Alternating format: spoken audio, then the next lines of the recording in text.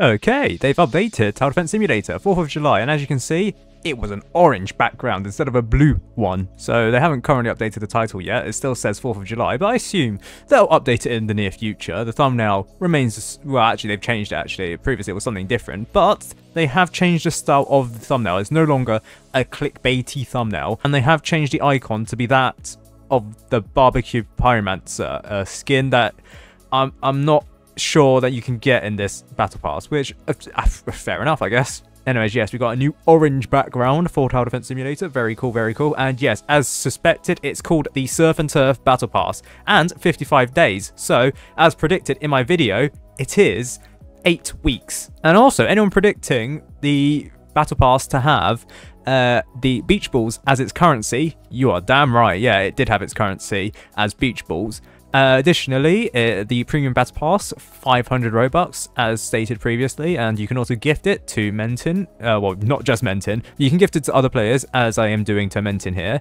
Additionally, it doesn't look like the developers have actually fixed the Battle Pass being an incorrect price. So, if I try and skip all levels, it's like 5,030 Robux. But if you were to buy each rank individually, it will be 4,000 and something Robux. So, 15 new skins, 8 new name tags, 7 new emotes, 6 new charms, and 2 new consumables.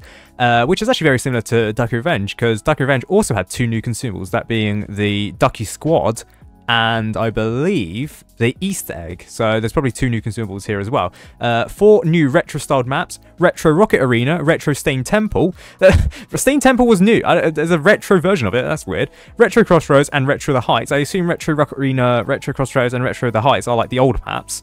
2 new summer maps: Summer Castle and Coral Deep. Earn beach balls by playing the game to unlock rewards. Surf and Turf Battle Pass available until September 3rd, as I predicted. So the new skins: Scout Shark, Sniper Shrimp, Militant Archron. I have no idea how to say that. The Vendor Freezer, one of the skins that we didn't see. Pool Party Pyromancer, Crab Farm, the Hermit Trapper, Lobster Brawler, Shark Warden, Beach Engineer. Right. So it's not called the Barbecue Engineer, as was speculated previously, because of its apron, I guess. Okay, fair enough. Then you got the Aqua Commander. Okay. So, in the previous video, I did speculate that the Warden Shark is actually the same tower as the Commander Aqua. Not actually true. The Commander Aqua, something completely different.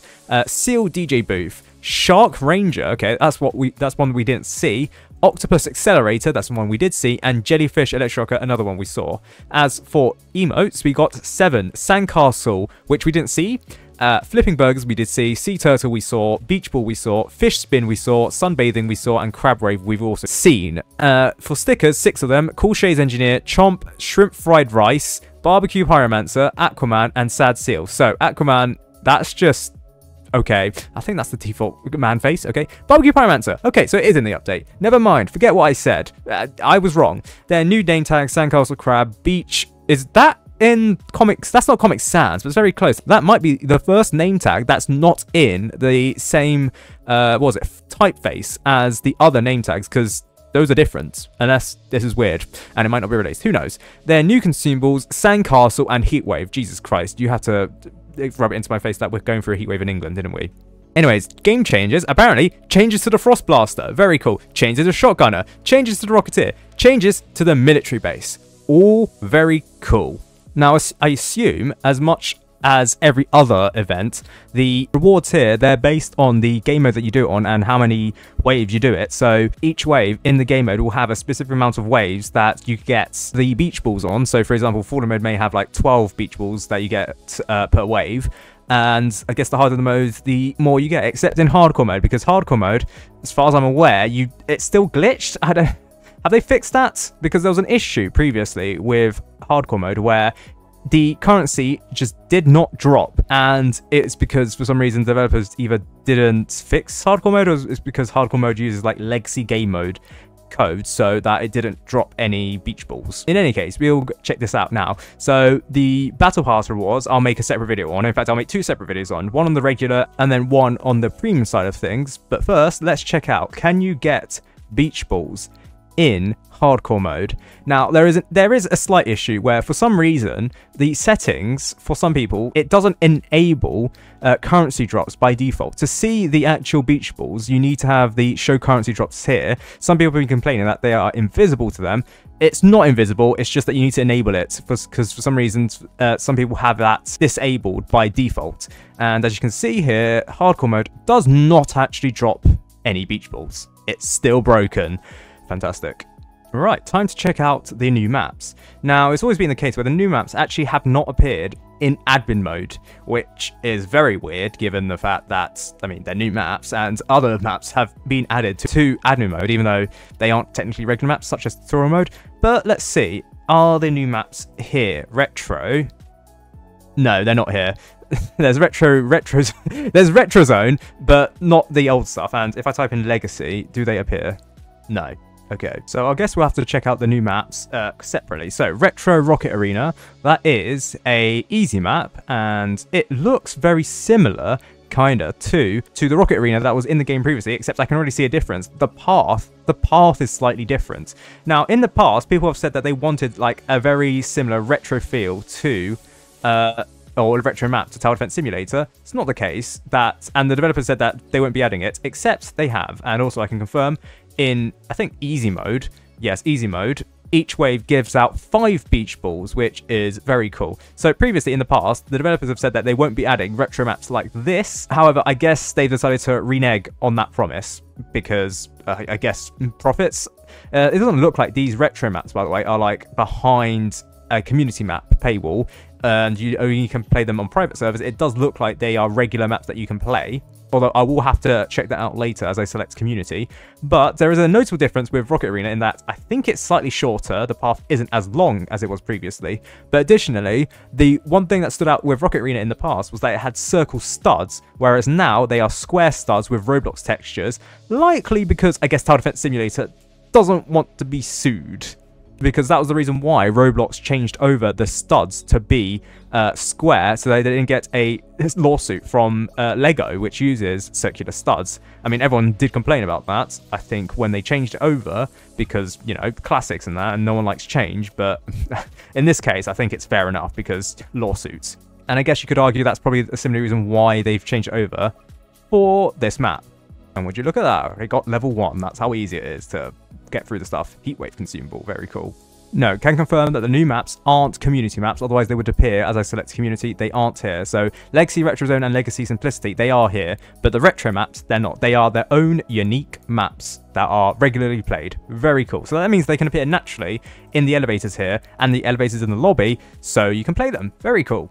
I guess the next map is Retro the Heights, and it doesn't look very similar to the other Heights map that we had in the game. In fact, the Retro Heights is looking more like the actual Heights, rather like the Heights that we have in Tower Defense Simulator, rather than a retro version. Except obviously this retro version, it has a very similar vibe to the current Heights.